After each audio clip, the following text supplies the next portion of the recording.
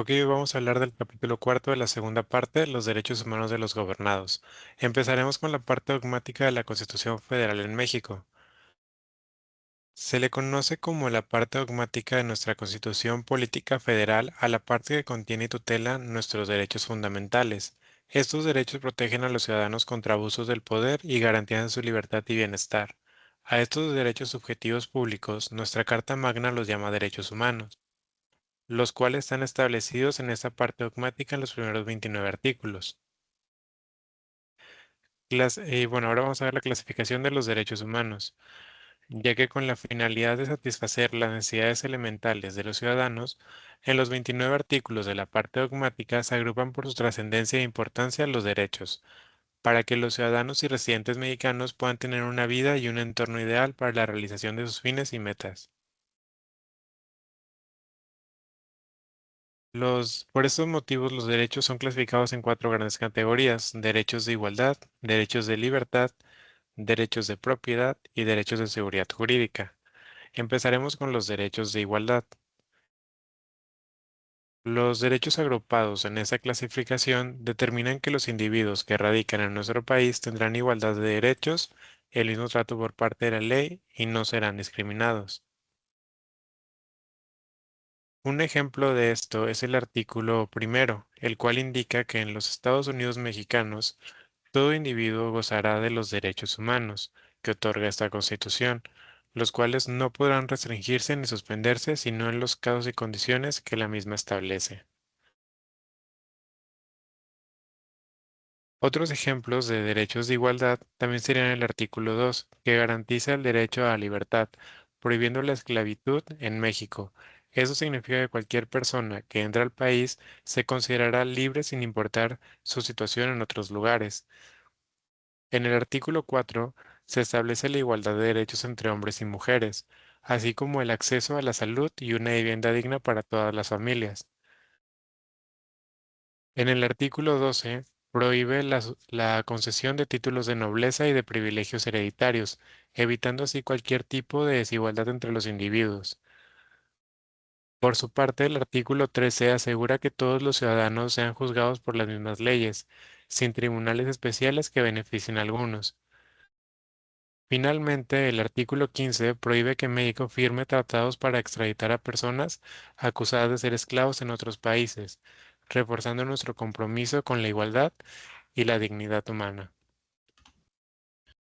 Ahora hablaremos de los derechos de libertad.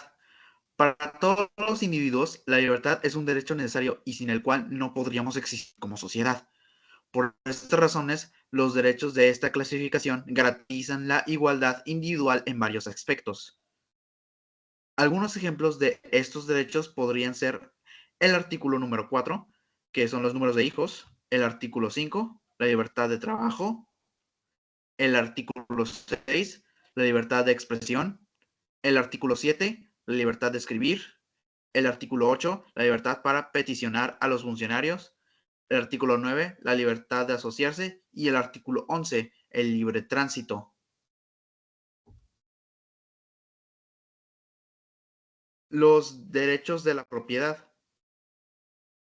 Una de las necesidades básicas de todos los individuos en toda época y lugar ha sido el sentido de pertenencia en las cosas que requiere para su sustento y desarrollo. Como lo menciona el artículo 27, establece de una manera clara y sin lugar a dudas el derecho a la propiedad privada. En su párrafo primero, determina que la nación propietaria original de todas las tierras y aguas de las nacionales tiene el derecho de transmitir el dominio de ellas a los particulares. Ahora hablaremos del derecho de seguridad jurídica. Los derechos que se encuentran en esta clasificación tienen una relación muy importante con los derechos de igualdad, de libertad y de propiedad. Esto debido a que los derechos de seguridad jurídica consisten en una serie de restricciones y limitaciones a las autoridades e incluso a las leyes, obligándolas a respetar de un modo absoluto y estricto los derechos a la y la esfera jurídica de los individuos. El artículo 14 establece: nadie podrá ser privado de la vida, libertad o de sus propiedades, posesiones y derechos, sino mediante juicio seguido ante los tribunales previamente establecidos.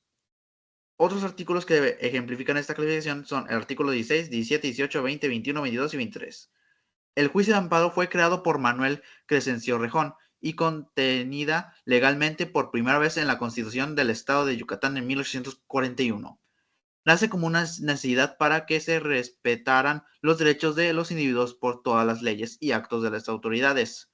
El amparo es un juicio que los gobernadores utilizan para demandar ante tribunales judiciales contra leyes o actos de autoridad que violen sus derechos humanos. El juicio de amparo puede ser uninstancial o biinstancial, es decir, de un solo procedimiento, ante un tribunal federal, de una sola instancia o etapa. Puede ser que el juicio tenga dos instancias o dos etapas, cada una ante un tribunal federal completamente diferente.